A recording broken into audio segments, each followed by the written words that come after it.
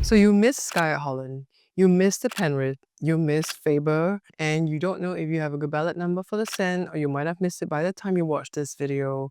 You miss Zyon grind as well. You literally put in your check in multiple new launches and you walked away with nothing. I'm sarahxmiracle. I'm a content creator, mom of four, realtor who wants to help you make family-centric decisions so that real estate serves the purpose of your family and not you feeling enslaved to a property that you wish you had done differently otherwise. So I have made my own fair share of mistakes in my own real estate journey before I became a realtor, and that's why I feel a huge sense of responsibility to educate you so that you don't make the same mistakes I did. Watch this video about the $1.5 million mistake that I made in buying a $3 million resale condo in 2022 and only making roughly breaking even because of the high interest rates, the property tax, the mortgage, the MCST, and the renovation that I had to do for such a large and beautiful penthouse, which at the end of the day was still only a 99-year leasehold product. There was a comfortable own stay, but overall a net zero. Without further ado, I want to share with you some strategies that we can take now that these launches are over officially. We're coming to the end of the year. We're starting to think about, next year. We're winding down. We're going for the holidays. But I plead with you not to let go of this small window of opportune time to look in the opportunities that are still existing in the market as post launches. Yes, what I want to share with you today is how post launches from the previous years, now I'm talking about even 2023 launches, still available in the market and having locked in previous land prices, previous construction costs, and therefore presenting a really attractive entry right now in the market compared to the current new launches, and even more so, the future launches that are going to be happening in 2026 and beyond. So we all seen the news. Skye residences sold 99% at launch at an average of 2,900 plus PSF. Penrith sold 97% of its units at launch, and that's at 2,800 PSF. Faber residences, not even close to MRT, 86%, and that was at a very good entry of 2,160 PSF. Now, if you have lost out on any of these condominiums because they were so oversubscribed, so I remember getting the ballot for Skye, and this is really the story of grace because we prayed and we got 164 out of 2,100 over checks that were placed for Skye at Holland. And so we were able to secure a 3-bedroom premium within a $3 million-ish budget for my client, who must be a long-time friend. So I'm so happy for her. I'm so glad for her. But I know that so many other people were not as fortunate to be able to secure the units that they wanted. And in fact, they had to walk away because by the time they came, everything was sold out in terms of the price that they wanted and at the walkaway price that they wanted. So what do we do now? Because we cleared our name. I literally had somebody call me the day before the Skye booking saying that I got a 2,000 over ballot number for Skye. I cleared my name. I want to see your unit, Hill at Holland, which by the way offers an outstanding value at roughly only 3,000 per square foot for a 1,055 square foot landscape layout, 3-bedroom, freehold development that's just one bus stop away from the main Holland Village area. You can technically walk to Holland Village via Taman Warner and Chippy Gardens. So if you're interested and you missed out on Skye and you're still looking for an alternative proposition in that area, this is a newly TOP project, Hill at Holland, do give me a call. Back to business, I want to share with you how there are some opportunities in the market that you can still grab a hold of, including the post launches that have already locked in lower land prices and lower construction prices, giving you a rather safe entry as compared to the 2026 and 2027 launches that have already locked in much higher government land sale price or en bloc land sale prices. So without further ado, I'm going to go straight into this to show you what next year's pricing is going to be like. So compared to this year's pricing, Chuan Grove, 7 bids, top offer, 1376 PSF PPR from Sing Holdings Sunway joint venture. And then Singhai joint venture, they have a 1388 PSF PPR for the Bayshore plot. By the way, these are all OCR plots, which means they're outside of the city fringe, outside central region. And then we do have a CCR plot that was the Turf City, the first GLS that has been up for bidding in that area since Turf City was vacated, of which I'm sad, but I guess this is what the government has to do. 1410 PSF PPR. Now, there are other government land sale sites, including Holland Link. Holland Link, that particular one went for 1432, if I'm not wrong. So we're talking about 1432 for the Holland Link site, and that is District 21, which is why the Sen, if you're watching this and you are just in time to put in a check before the preview ends, I would encourage is a very, very strong entry, given that the starting prices are only going to be about roughly 2,200 PSF, because Holland Link is District 21. 1432 PSF means that they're going to be launching at an estimator of at least 2,008. It could even go up to 3,000 for the higher floors. So what does it mean for all of us? So let's say you're watching this and you didn't manage to get the Sen either, because I am aware that there are only 347 units and that's not a lot. And that's exactly what happened with Faber. Faber was already sold out 86% on the launch. So I want to share with you that there are going to be opportunities, especially in the post-launches. Now you'll be really like, what do you mean post-launches? Well, this is what we mean. The break-even pricing for Bayshore will be 2,343. They're going to have to add in profit and 8% for harmonization because it's a harmonized plot, so they can't make money off the aircon ledgers anymore. Estimated launch price will be 2,008 to 3,000 easily, and the same goes for Chuan Grove. Now, think about this. Chuan Grove, by the way, is just above the MRT station on the north compared to Chuan Park, that was an en bloc, a private en bloc, not a government land sale, and still has units in comparison, which I'm going to show you right now. So look, for 2,513 PSF, you can get a 5-bed 4 bars. Look at the nice layout over here. At Chuan Park, we're walking distance to Lorongtron MRT. We have a nice facing, it's at the corner. And this is going to be unbeatable compared to the GLS that's going to launch next year. So this is what's going to be happening. In last year's price tags, CCR was above 3,000 on average. RCR was averaging at 2006. And then OCR was at 2002. This year, we had CCR drop to 2.9 because Skye Holland and Upper House, these were the main CCR launches this year, less than 3,000 PSF, and the RCR going up at 2007, and then the OCR going up at 2003. Now this is crazy because we are thinking that the price tag next year is gonna kind of have this convergence with minimally starting 2006, 2008 for the OCR, and your RCR plots, for example, Holland Link, they are going to be starting at 2008. It is not hard to imagine that this is going to go up. And of course, there is an entire other set of market insights that you might want to understand better if you want to know how come Singaporeans are so rich. There's a whole entire market insight to that. I'd be happy to go through with you in personal detail. But for now, if you want a private, personal consultation to sort out your own portfolio, I'm very happy to also give you that heads out. Just scan this QR code below. So we have a lot of changes right now happening in the draft master plan, which means that just this year, after announcing that there's going to be so many more residential sites, for example, in the CCR in Turf City as well as Newton, the 99-year leasehold kind of condo is going to be more of a norm in the CCR than before. Because previously, we were mostly looking at freehold plots in District 10, 9, 10, 11, but this is going to be changed with the new zoning of the old ACS Junior. Now, there's so many more plots in front that are going to be residential sites. And then there's also going to be a white site in Newton. What's a white site? White sites like Marina Bay Sands. You can be casino, entertainment center, convention center, hotel, service apartments. Basically, commercial nodes are going to be popping up. There's also one more that's going to be at the Patterson white site, which has been vacant for a while, but the government has already recently confirmed the announcement that this is going to be a massive white site that will be part of the Orchard Rejuvenation Plan. And that is why River Green, which is just one stop away, which is essentially integrated to Great World City because of its direct link through the MRT link to Great World City, only one stop away from the main Orchard integrated commercial node. That's why we are going to see the government eventually, they can't let the CCR stay stagnant. If the CCR stays stagnant, the rest of the central region, RCR and OCR, are not going to be able to push past and rise past the ceiling. And so that is why you can see that the intensification of commercial activity is going to continue to help to push the CCR pricing beyond 3,005. We're going to be looking at the 4,000 range in the future, and RCR will continue to go towards the 3,000 range, and the OCR will still be able to be priced below at about 2,600. But you're thinking like, that is crazy. Like, how are we going to afford all these things? Well, I'm going to tell you that there are crazy amounts of upgraders as well that are going to be supporting your sale. FYI, Queenstown and Toa Payoh already hitting record sale prices at $1.6 to $1.7 million for your newly MOP flats. So that's really, really crazy. And most importantly, looking at this diagram, income growth versus property prices are still healthy, meaning our property prices are growing in line with our GDP.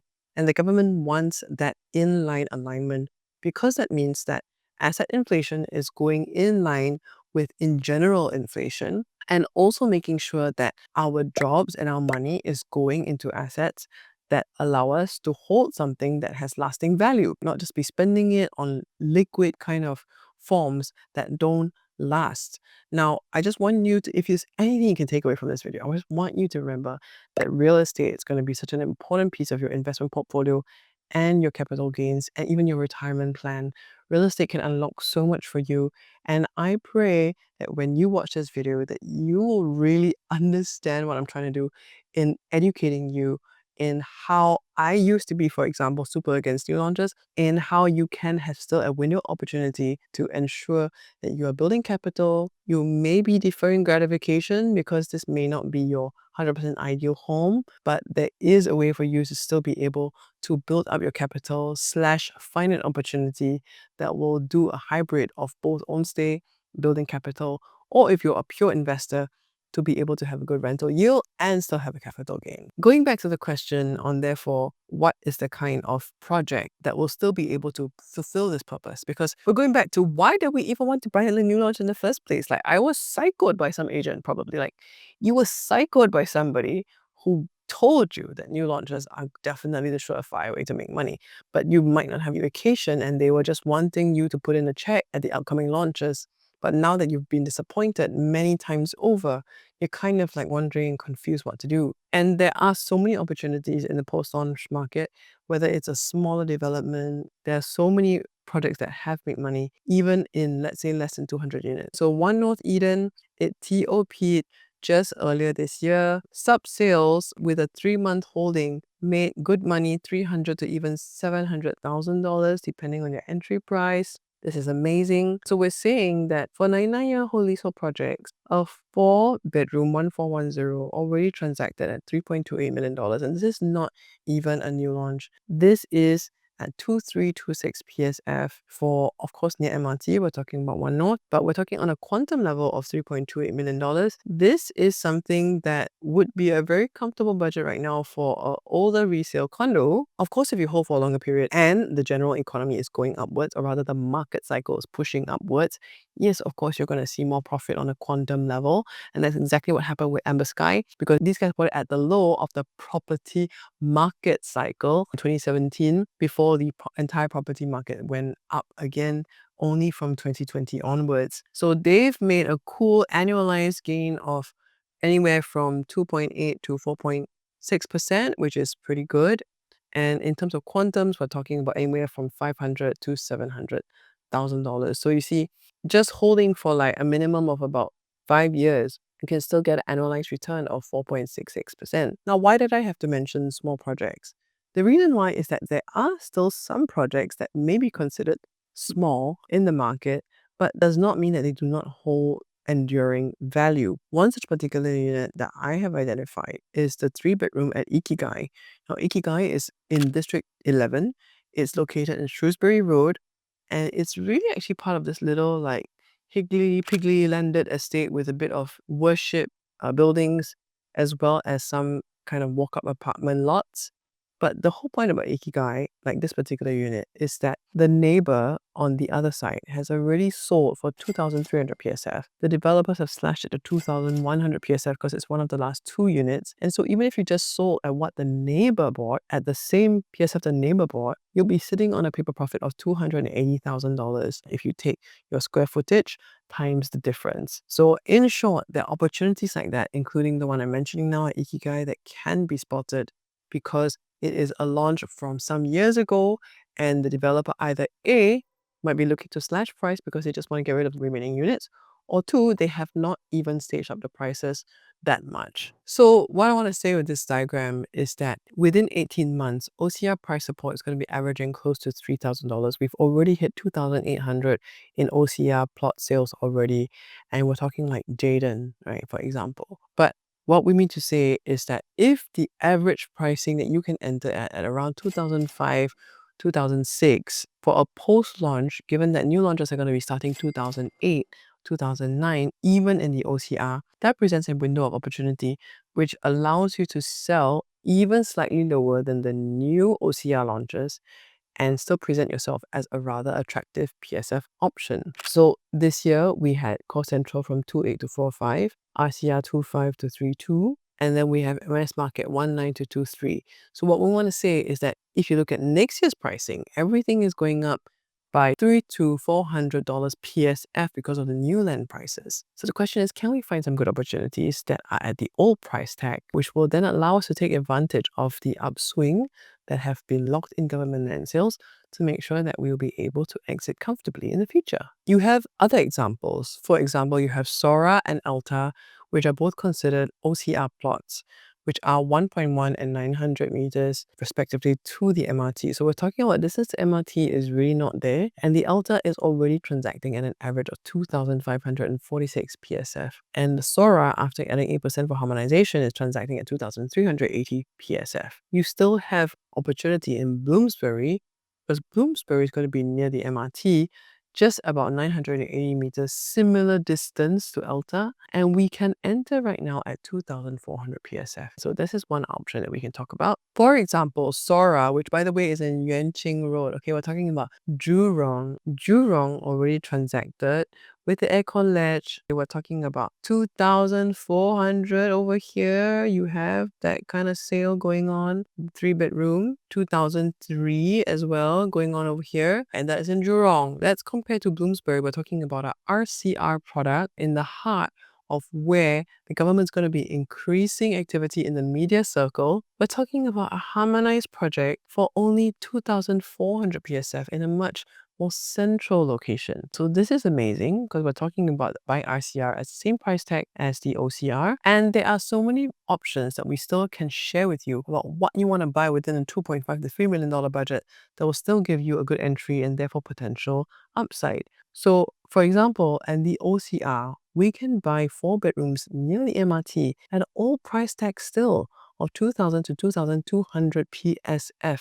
That is close to the price of like the new EC launches. Oh my gosh. And there's going to be so much more upgraded demand in the resale phase because these are surrounded by HDB. They're surrounded by mature estate. And these are going to be the ideal choices for these upgraders to keep to the same lifestyle. So for example, like we have Lake Garden. You're talking about, let's see, the lowest PSF at $2,000 and the average being 2,002. If you can find something like that with a larger floor plate, all of your upgraders who are going to be in the Jurong side will want to be in your 4-bedroom because these are going to be much more difficult to find. And if you already have 3 bedrooms in your HDB, you might want 4-bedroom, which leads to my next point about how you want to enter. So let's say you want to take my advice. Yes, Sarah, I want to get a post-launch.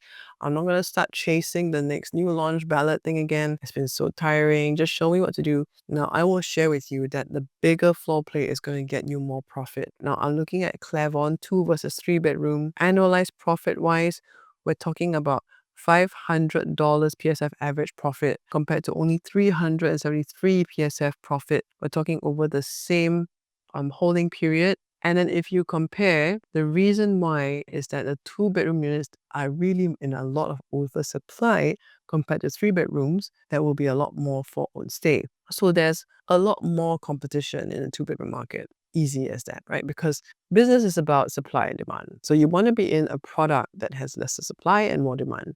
And of course, for most people buying for own stay and instant gratification is usually going to be families with children that are upgrading from the HDB. You get the drift. So of course, with the same PSF increase, assuming we were able to afford the bigger floor plate, you'll also see a similarly larger exit. So let's say you bought NVIDIA stock, everything went up by so much money, you bought 10 stocks, I bought 100 stocks. At the end of the day, in 5 years' time, it's all gone up by like 700%.